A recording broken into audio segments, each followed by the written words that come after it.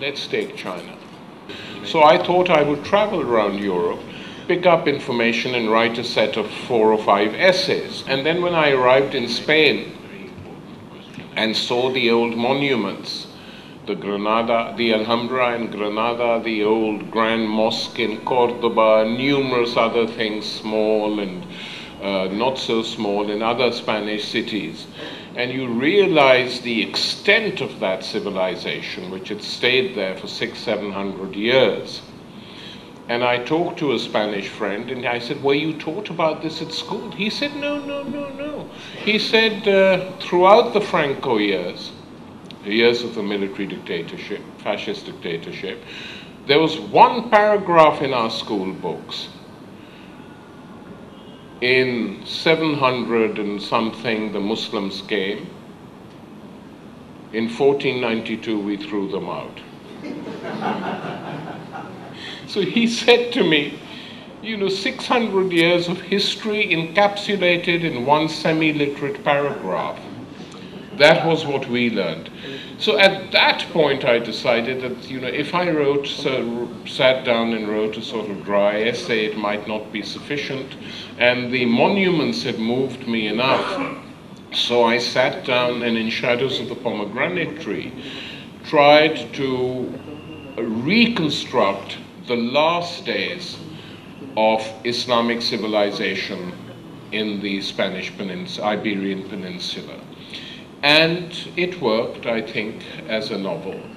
And so I was going to give up. I felt my task was done. And then the late Edward Said, who liked the book very much, said, you can't stop now. You've got to tell the whole bloody story. And the bloody story was the whole clash between Islamic civilization and Western Christendom. And so I told the whole bloody story in 5 novels, known as the Islam Quintet.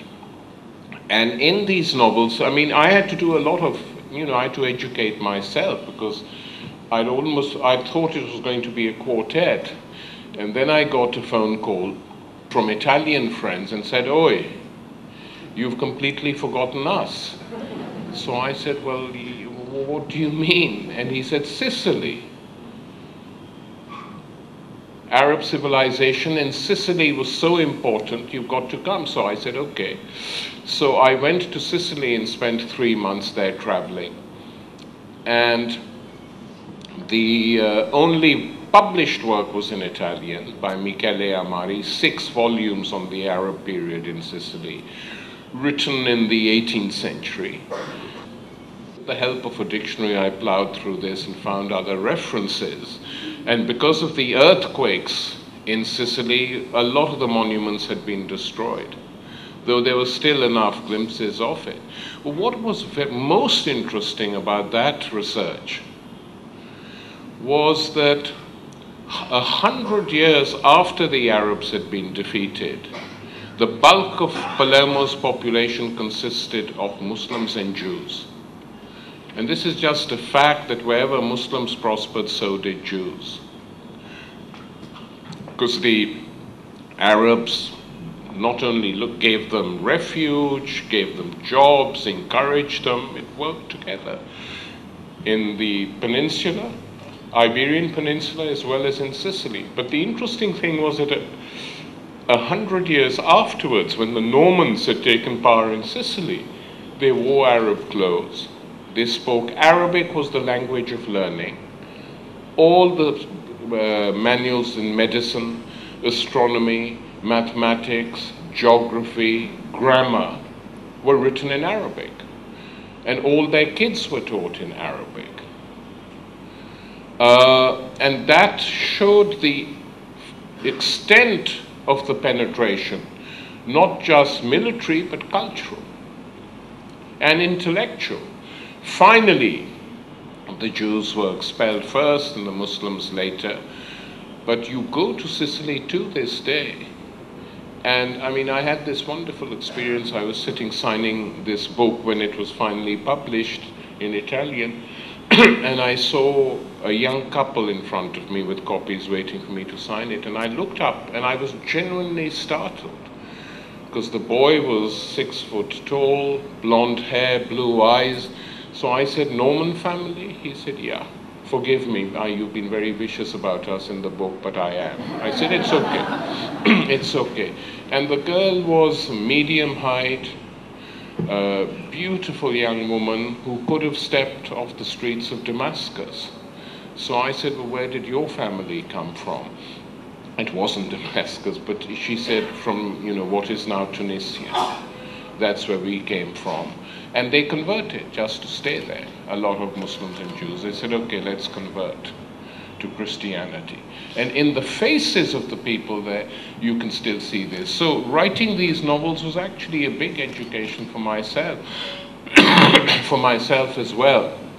And so by the time 9/11 came around, I knew quite a lot of Islamic history and could quote it. And the thing about this is that it's not just that there was ignorance in the West on Islamic history. I mean, the ignorance was quite shocking, but it's the same in the Islamic world. And that one shouldn't underestimate, because Islamic history is taught purely in a religious way. It's the story of the Prophet, fine. It's the story of the Khalifas, good, okay. But if you just teach that history, you don't learn anything. You don't understand what the origins of Islam were. You don't understand why it arose in that particular area when it did.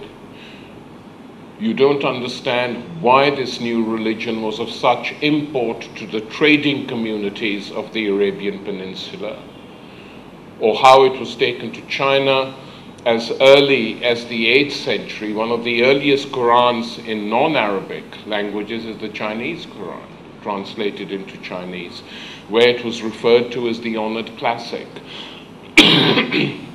So all this is genuinely fascinating about, not just about Islam, but if you study the history of religions, a comparative history of religions, it's extremely interesting, because we know what the religions are and what their rituals are and what they say. What we don't know is how all this happened and why it happened, and why it happened in some parts of the world and not others.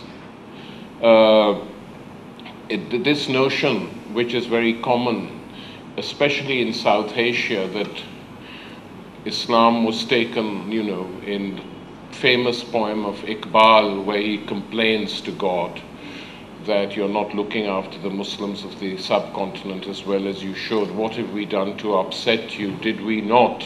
Did Muslims not, after all, take the Quran on the points of their swords to the benighted lands of the Zoroastrians, etc.? I mean, if you actually study the history, you find that the scale of the battles was very small, and that Islam took the Persian Empire with barely a fight. Similarly, later on, Byzantine. These were empires in a state of collapse. The Romans were collapsing, the Eastern Empire would soon be collapsing, and the Persian Empire was in a state of advanced crisis. And there were other signs to it. Most of the conversions were voluntary. And in Iran, what we now call Iran, though they were voluntary, and we have accounts of this in the old chronicles, that Persians who were part of Zoroastrianism, where a horrific caste system prevailed, like in India, but horrific, that when they saw Muslim generals and soldiers sitting around in a circle, breaking bread together and dipping their bread in the same dish to eat, they were stunned. Because they saw that there was no caste in this, that within the hierarchy, there was no hierarchy when it came to simple things of life. This and other things, and so the conversions, the voluntary conversions, were on a large scale, as in parts of India. The Mughals didn't go and force people to convert. Even Aurangzeb, much vilified, and sometimes rightly, didn't go in for that. Conversions were there because people were dissatisfied with what was going on. So this is, in my fictions, these are the things I brought up. And often I get more hostility from fundamentalists in the Muslim world than from, in the West, where people can argue with you, but the fundamentalists get very unpleasant and say this is not Muslim history. So we then have arguments, but I have had these arguments, especially in places like Turkey over the years, where they were quite strong. And the other thing, of course, which is unmentionable for them, for the fundamentalists, is any serious discussion of sexuality. That they can't handle. And the women in my novels are very strong, because that's how I know women as I was growing up in Pakistan. I mean, in my own family, my 5 aunts were absolutely formidable compared to my 5 uncles who were total wimps. And it's true in many parts of the Muslim world, especially where women are denied rights as well. It makes them more powerful in the home. And, many of them write quite powerful poetry and novels, etc. That has happened in India, and it's happened in the Arab world itself, and it happened in Andalusia in the 10th, in the 9th, 10th, and 11th centuries, that some of the literature produced by women was quite astonishing, on a very high level, very challenging. So this people don't like to hear these days. And what that indicates is that Islam actually has declined and atrophied the way it's going, simply, completely mono-minded, not able to see anything. I remember in 1953, when there were riots in Pakistan against the Ahmadiyya community, who were regarded as heretics. The army came in for 24-hour curfew and sent the bearded people packing.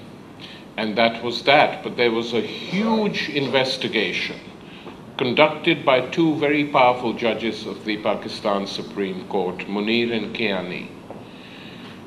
They called all the clerics before them in Lahore. And in the report, Justice Kiani writes, according to cleric from this faction, cleric from the second faction is not a Muslim, because they have very strict laws. And they said, after listening to these enlightened gentlemen for 6 hours, we realized that we, 2 senior judges of the Pakistan Supreme Court, could not possibly be Muslims. Because none of them agreed with each other as to what constituted a Muslim. And this vociferousness within Islam has been there right from the beginning. On one level, it's quite positive, actually, because it prevents any one group from exercising power, except recently, when oil money has made the Wahhabi current, which is a minority within Saudi Arabia, by the way, very dominant in countries like Pakistan and Bangladesh and Indonesia and others. And this has to be challenged. My novels challenge this by showing people a glimpse of a different religion in a period of rise and ascension, which did amazing things, as when they formed governments. I mean, the school of translators set up in Toledo under the Arabs, it was, designed as a school of translation, translating all the old texts from Greek and Roman into Arabic, from which they were later translated in other European languages and helped to fuel the Renaissance. So Islamic civilization from that period was a real bridge between antiquity to the Renaissance. Now, how many of our people, young kids going to madrasas even know that? I mean, in the Pakistani madrasas, they were taught the alphabet in a wonderful way. Kaf is for Kalashnikovs.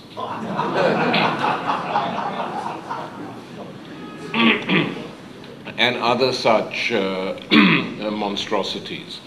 So history and fiction for me have always been closely related. I loved historical fiction when I was a young boy.